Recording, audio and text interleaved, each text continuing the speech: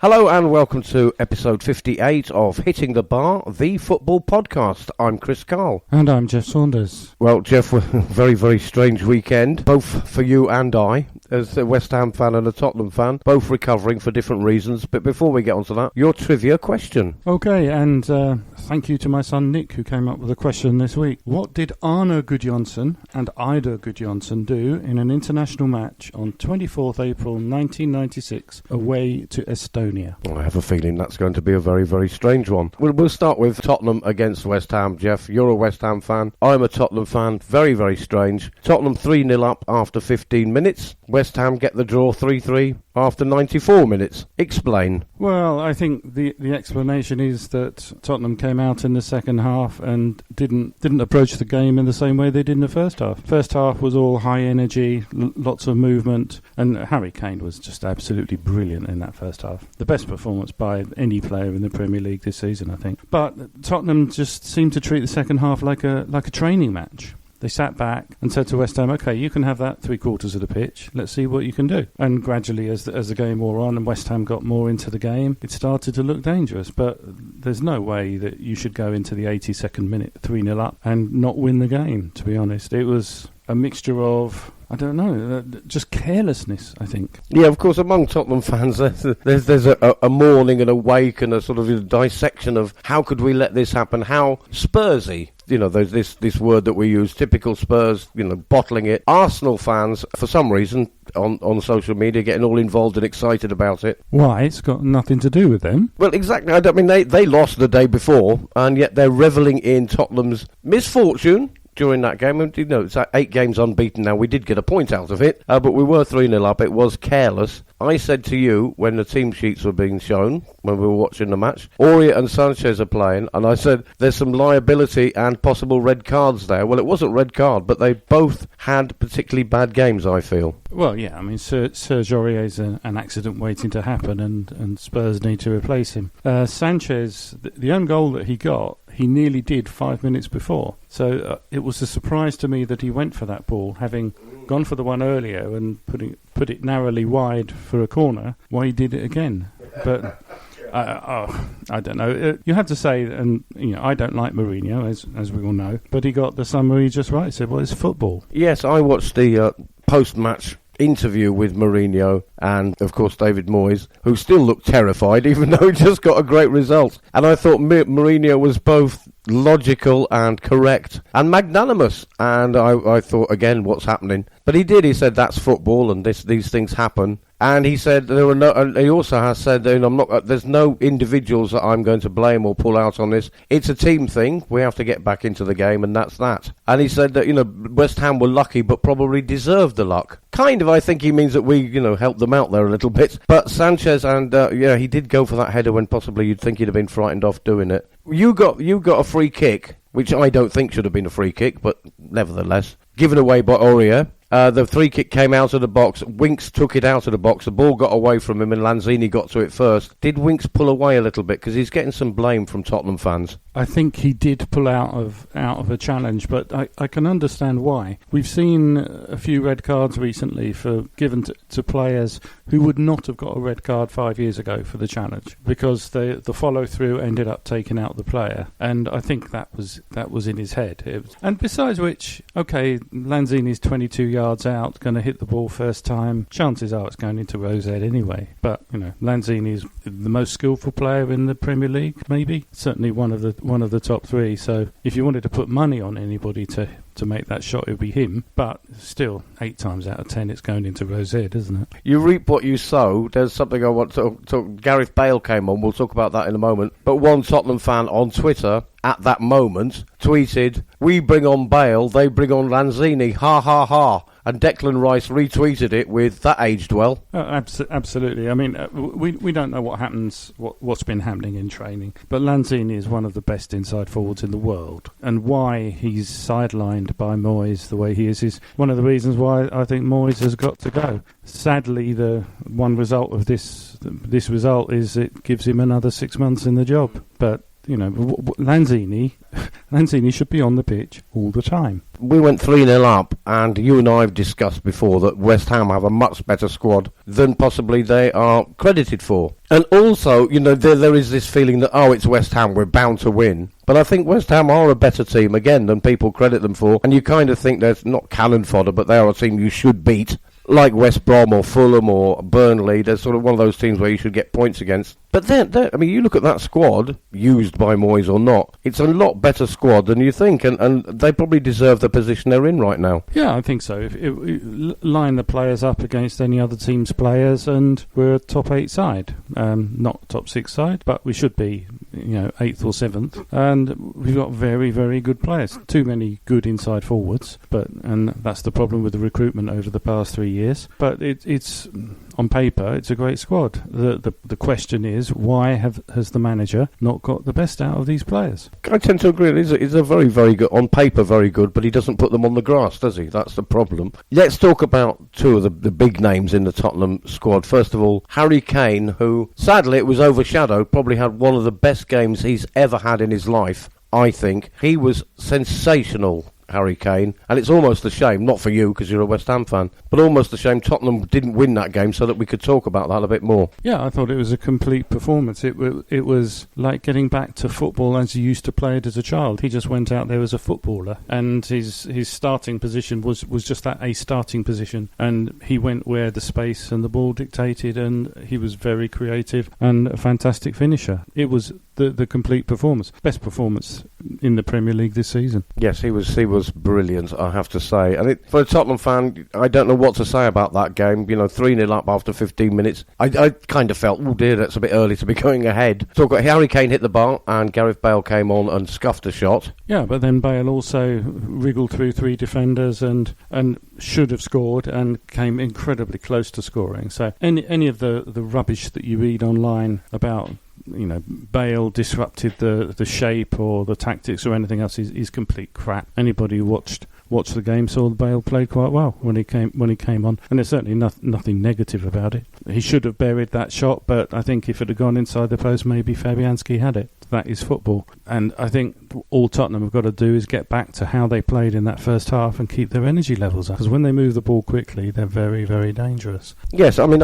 I was heartily disappointed, obviously, but I'm not disappointed with most of the performances. I do have questions about Aurier and Sanchez a little bit, but we have other players. And I thought Bale, that was superb the way he wriggled through those 3 players. It was classic vintage Bale. I said he scuffed the shot, but to be fair, he was under pressure from the defender, who I think quite legally and correctly and professionally leant against him a bit, and I think that put him off a little bit. If that had gone in, he would have been a hero and everything. He also tracked back a lot, and I did notice he was quite commanding in the sense that he was saying to other players around him, he was turning around and saying to the defender behind him, I'll cover this, you go further back. And he was tracking back on that right wing. He made a lot of effort, I thought, and for a player who's hardly played for a while, I'm very optimistic about Gareth Bale. I thought he looked comfortable. Yeah, absolutely. I think he's a great acquisition, and I think he'll do very well for Spurs this season. Definitely. All right, so that was Tottenham 3, West Ham 3. Nobody expected that. There were 6 draws, however, during the weekend, during the 10 games. One of them being Chelsea drew 3-3 again against Southampton. Unbelievable. I mean, that's the second 3-3 draw they've had this season, and the second time, obviously, they've let in at least 3 goals. And you've always said it's Kepa, the keeper. But there is a frailty in their defence, clearly. Are Chelsea going to be a top 4 contender, or unless they change their keeper? Why wasn't Mendy playing? Mendy was injured during the week, and that's why Kepa was in, and Kepa was at fault for at least 2 of the goals. I don't agree that there's the big problem in defence. I think the problem is in transition from attack to defence. It highlights the problem of having Jorginho there, because he's just not fast enough to cover. He occupies a position on the team sheet that suggests he should be there as a holding midfielder, but he never is. He's absent without leave every match, and it's that transition into defence that Chelsea have a problem with, not the defence itself. They're not conceding. Last season, the facts are that only City conceded fewer shots on target, and only Liverpool conceded fewer shots per match.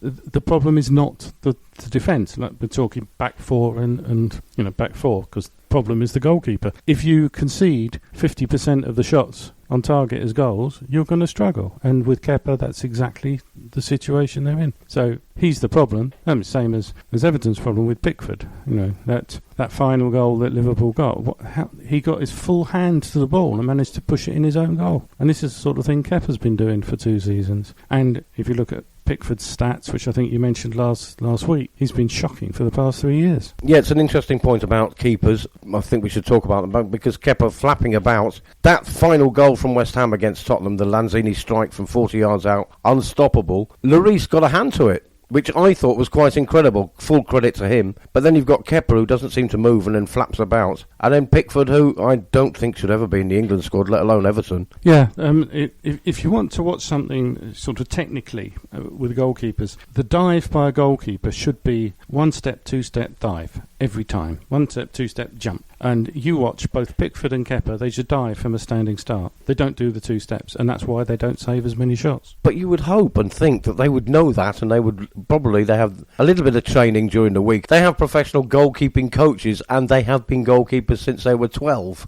If they don't get the basics like that, then we're in a lot of trouble. Let's talk about Pickford, though. It was Everton 2, Liverpool 2 in the, I'm going to call it the Merseyside derby, because Everton fans don't like it being called the Liverpool derby. But it was 2-2. Liverpool had a goal counted off for offside in the dying minutes, which would have made it 3-2. But the talking point is Pickford. Yeah, and his common assault on Van Dijk. I mean, it was common assault. He made no attempt to get the ball. He was miles away from the ball, and he severely injured a player who's now going to be out for at least 6 months, so that's Liverpool's championship defence gone, and he gets off with it scot-free because of some technicality in the laws. Oh, the referee saw it. Well, if the referee saw it, why the fucking hell didn't he send him off? It was the most obvious sending off decision you will ever see in a football match, and Oliver's standing there 6 yards away staring at it and didn't send him off. I mean, I can understand Liverpool fans getting up in arms and making all sorts of accusations, because you've just got to say, well, why the hell wasn't he sent off? Yes, it was a shocking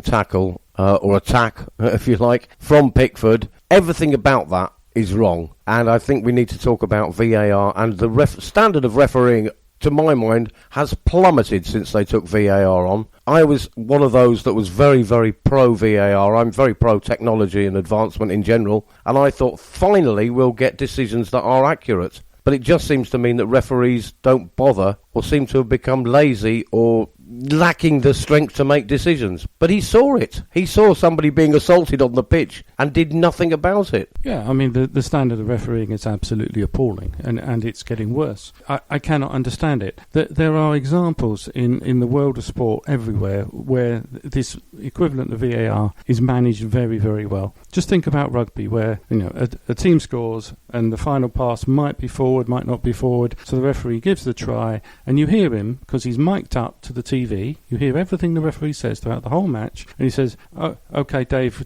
can you have a look at that, see if it was a forward pass?" And this is the referee being in charge, and then you hear the conversation between the referee and the referee who's doing the rugby version of VAR, and the guy says, "No, you're okay, it was a try." Okay, he gives a try. Everybody respects the referee because the referee is making the decision. And if the referee gets it wrong, as quite often happens in cricket, in their version of it, they've got no problem with holding up their hand saying, well, okay, we got it wrong, and changing the decision. But again, you hear the conversation between the umpire on the pitch and the umpire doing the TV VAR thing. Sorry, Phil, you're going to have to change your decision. It was actually out. Okay, fine. No, the referees, the umpires in cricket don't care. The referees in rugby don't care if they've given the wrong decision. They gave what they saw. Somebody else with more camera angles can say, well, actually, okay, we think it was this or we think it was that. And because it's up on a big screen where you can see it, and because you can hear the conversation, you know it's honest. What we saw the other day was not honest.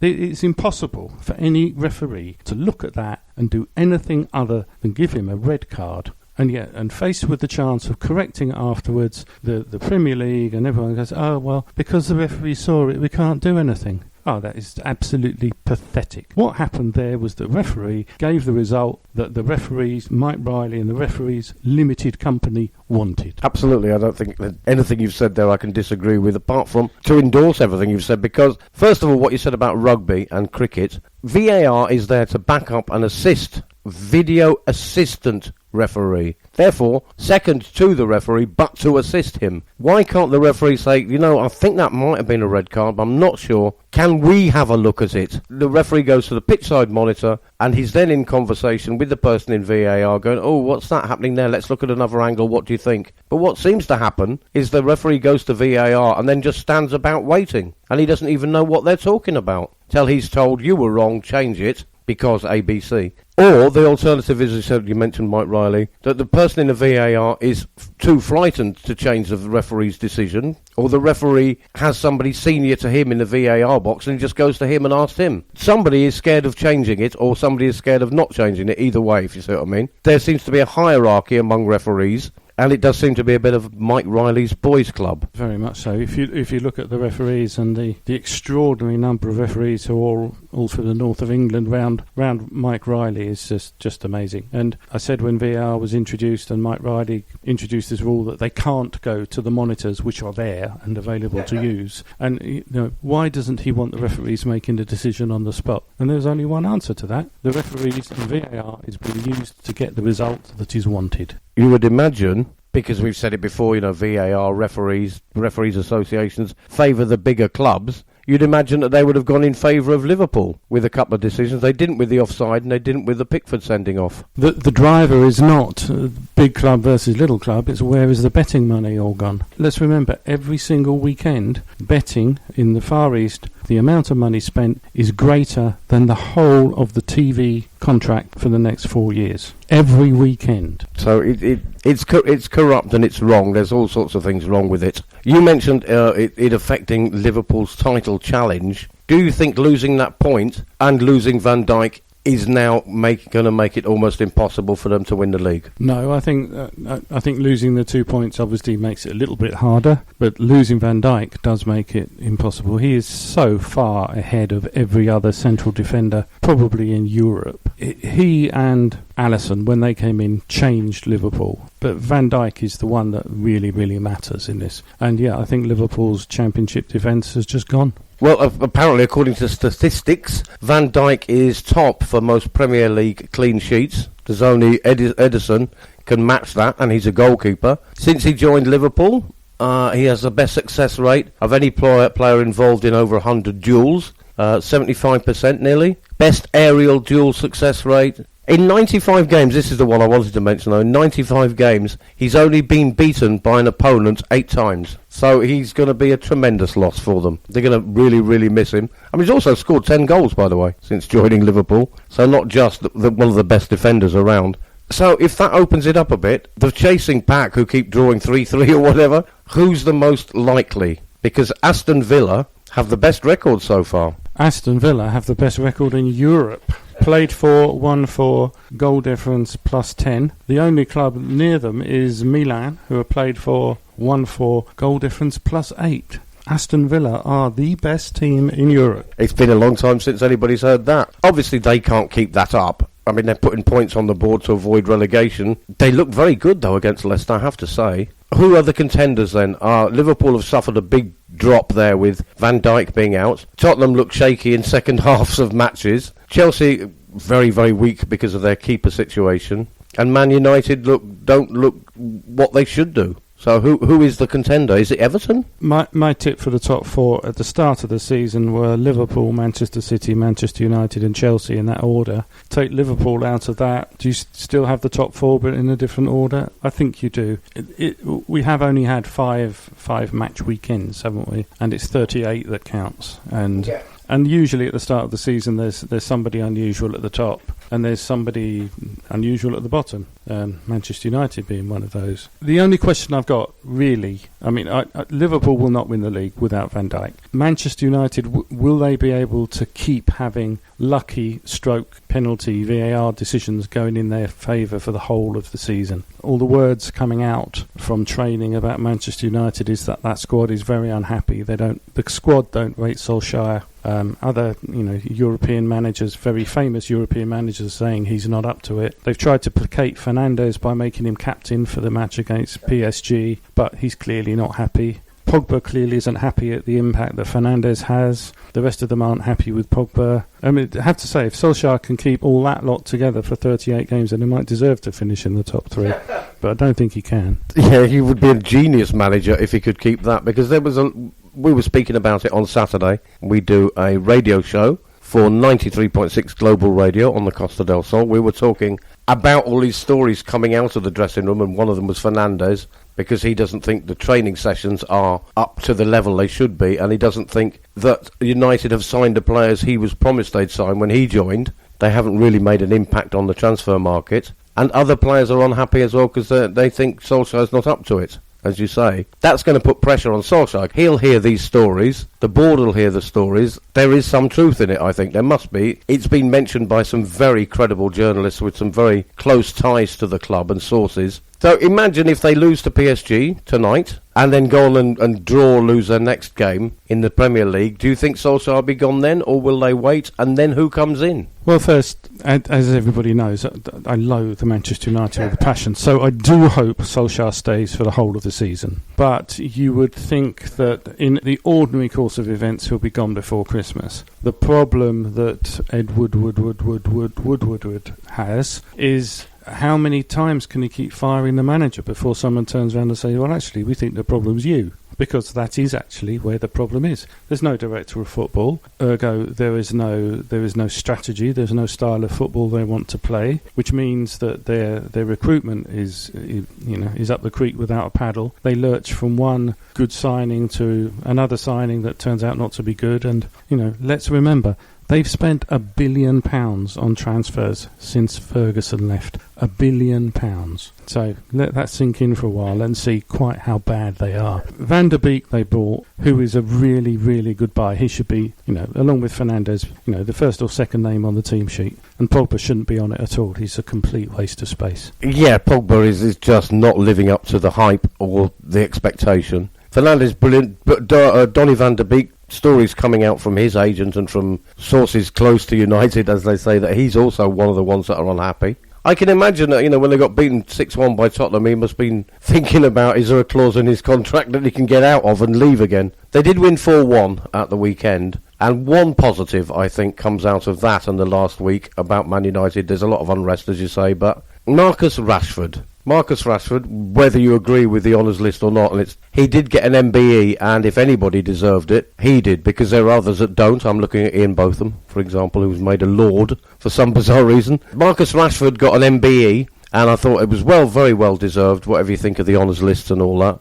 It's not stopped him in his campaign. He fed, or helped to feed, 1.3 million children on the poverty line with school dinners during the school holidays. But he also made an absolutely superb back heel for Manchester to assist Manchester United's third goal and scored the fourth. And if anybody deserved the attention for that, it's him. So I just thought we just ought to say, well done, Marcus Rashford, MBE. What a wonderful human being he is. Couldn't agree more. And he's an excellent footballer as well. Yeah, I mean, well done to him. And he's putting our politicians to shame. There has to be said, it's quite an easy thing to do, to be quite honest, given the utter venal shower that they are. But anyway, yes, well done, Marcus Rashford. So that's Manchester United in disarray, and some trouble in the dressing room. We don't know if they're going to be a top 4 club. Liverpool might come second. I thought Tottenham, having watched the last 3 or 4 games and the first half against West Ham, I started to believe we might be top 4, but we do seem to lose impetus as the game goes on. We will look at what else happened during the weekend. As I mentioned, Chelsea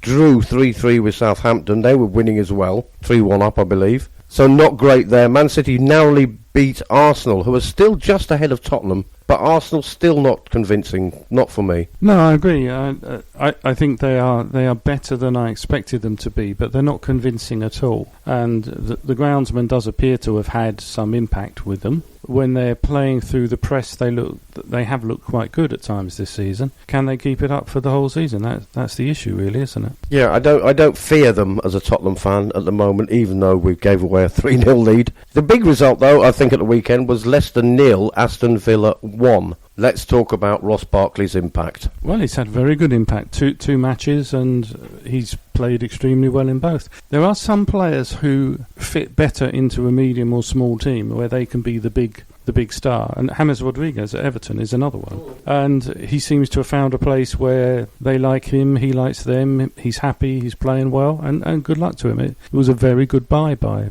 Villa to get him, and it's paying dividends already. Yeah, watching the game, I thought he was a bit quiet, possibly quieter than the first game we played, but he scored a magnificent goal that won the game. But Jack Grealish, every time you looked up at the screen, he was being fouled. But he's fast and he's skillful, and the combination of Grealish and Barkley and some of the other players as well made Aston Villa actually very pleasant to watch. They played really, really nice football against Leicester. And as you say, best team in Europe now. They are sort of almost saving themselves from relegation before Christmas. Well, at the end of the season, it doesn't matter. It doesn't matter when you got your points, does it? You've just got to get your points. And there are no drop points at the end of the season. It's every point you got matters. So they're aiming at the 35, 36 points, and they've got 12 of them already. So they're well on their way. So it just goes to show that when I make a prediction, you should of course ignore it, because they were one of my 3 to be relegated. Yeah, I mean, I suppose my point is that they've got those 12, almost a third of what they need to stay up before Christmas or whatever. But once you've got almost enough to stay up very early, or you then know that you only need a few points every few games, the pressure's off and they can start actually believing in themselves and maybe push for a top half of the table. If they play like they did against Leicester, I don't see why not. Well, I think they're playing as if they do believe in themselves, and they've decided, obviously, that last year was a huge mistake, and they don't really understand what went wrong, but they're not going to do it this season. And I think buying Barkley was a very good buy. So if you've got Grealish, McGinn and Barkley in your midfield, you're not going to do too badly, are you? No, I think that was a good result for them again, as you say, top of the table in terms of European football. Really, they're the best. Wolves won again. That is now for Wolves 9 points out of 5 games, putting them in 6th place. They beat Leeds, who have also looked pretty good. No, Leeds have looked very good in every game they've played. But the downside to the style is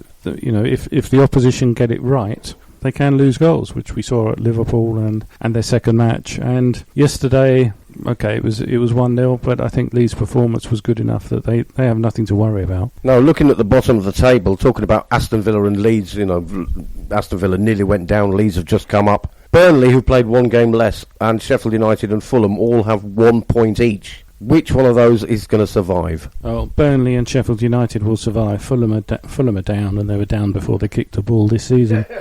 Yeah, I think Fulham and West Brom go down. My tip for Villa doesn't look so good now.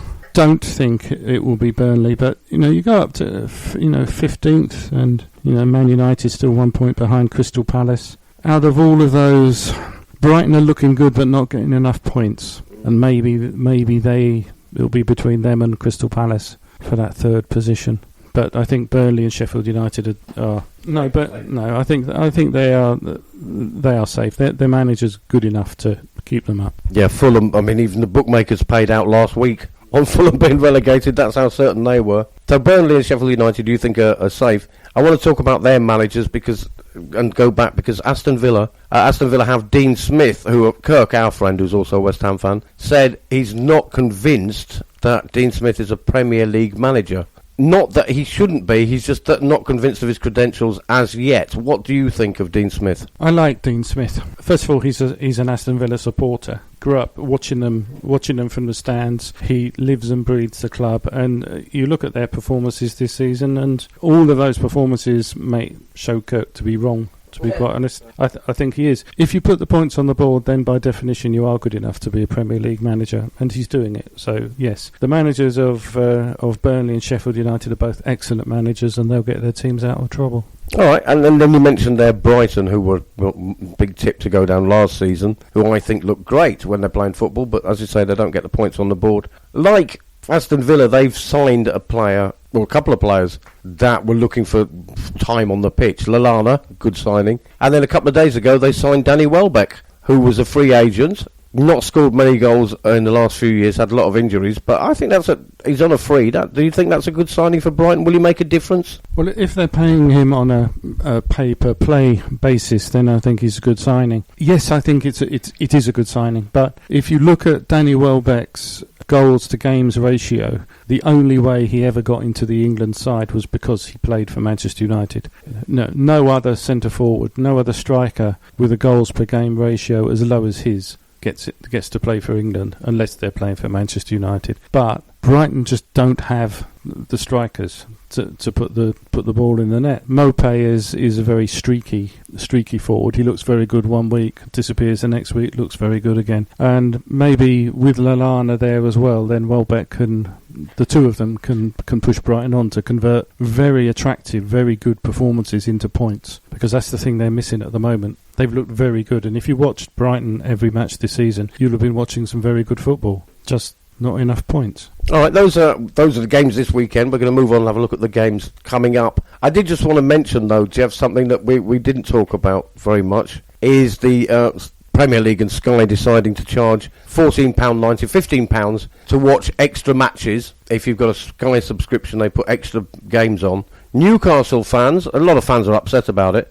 Newcastle fans decided, because that was one of the games, Newcastle-Manchester United, one of the extra games that you had to pay this £15 for, Newcastle fans decided not to watch the match. They weren't going to pay for it. They gave the money to a local charity, to a local food bank, and they raised £20,000. Well done them, but if they expected that to have any impact on Mike Ashley at all, then they're really barking up the wrong tree, because I don't think he cares. But people have questioned the size of the fee, $14.95 or whatever it is, and I think that's really a function of economics of broadcasting. It will cost Sky as much money to put that match on as to put on the main match they've got. But there'll be far fewer people watching it. Ergo, to get their money back, they've got to charge that much more. If you then turn the thing on its head and say to these fans, okay, your choice is paying 35 quid up at Newcastle to go into the ground and watch it, or you can watch it at home with 3 or 4 of your mates for 15, then it's not that bad a deal, is it? Let's face it, who's got 5 mates or more? Yeah, because you're not allowed to have more than 5 people round at your house. But to be honest, I'd be struggling, yeah. I'd be struggling to find 5 people to come and watch it with me. Just a couple of things before we move on. From Europe, the first thing is 39-year-old Zlatan Ibrahimovic scored both goals in the Milan derby. 39. He did say, if I had the body of a 20 or 30-year-old, no one would stop me. But to be honest, I'm 39 and no one can stop me. And he's quite right. Yeah, and he also referred to himself as God in that conversation. Well, he might be right for all we know. He's got as good a chance of I mean, he's a phenomenal player, and over the past 10 years or so, when people have been going on about Ronaldo being the best player in the world, Ronaldo was never even the second best player in the world. Ibrahimovic was behind Messi. And this weekend, incidentally, was the first time in 20 years that both Barcelona and the big girls' blouses, who also go under the name Real Madrid, for some reason I don't understand, they both lost on the same weekend and failed to score while losing on the same weekend. Cadiz beat Real Madrid in Real Madrid, and Barcelona lost to Getafe 1-0. An unusual weekend. Yeah, following which, by the way, Ronald Koeman, new manager of Barcelona, having watched his team lose, said Lionel Messi, the best player in the world, could be playing better. Well, that might well be true. I didn't see the match. But do you not think that Koeman, given that he was appointed the way he was, would be better off trying to get the best player in the world on his side? You know, why? Look, the first thing I would do if I was appointed as manager of Barcelona would be sit down with Messi and say, okay, right, how are we going to do this? How should we play? What can we do to do this? Instead, the very first thing he did was insult him. Yes. He ignored him, then insulted him, and then expects him to play for him. You know, it's a two-way street. Any manager has to get his team on side. Not just manager of a football team, but in every sort of business. You get your people on side. You get them working for you. You catch them doing things right. You praise them for when they do things right. And then they carry on doing things right. But to start the way Koeman did was, to ignore Messi, to insult him, to then ignore and then insult Suarez, who was Messi's best mate. I mean, it defies belief. Are they trying to force Messi out? Because the reason I say it is this. Barcelona, like the big girls' blouses, is a club. And the financial performance can come back to the directors of the club. It's not like a limited company where the company is different from the directors. The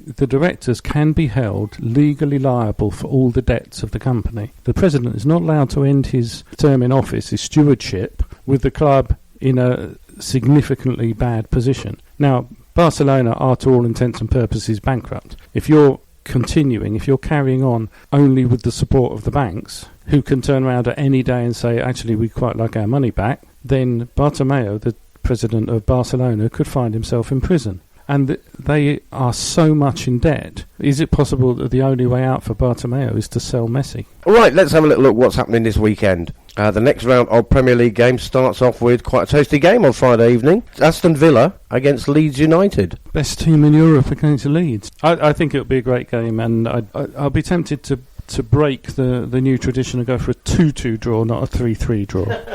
Yeah, I think that's a draw. I think Villa, good luck to them. They're gonna eventually come up a team that doesn't capitulate in front of them. On Saturday, West Ham are at home to Manchester City. The way they've been this season are weaker team than possibly Tottenham as opposition, but in general are a much stronger team. Aguero is back. I think that's West Ham 1, Man City 3. Yeah, I'd have to agree with that. Aguero is the difference, and maybe De Bruyne will be back as well, because De Bruyne was missing this week. So if he's back and Aguero's back, I don't think there's much down for West Ham, to be quite honest. Fulham against Crystal Palace. Fulham might snatch a draw for me, though. Yeah, it's possible, isn't it?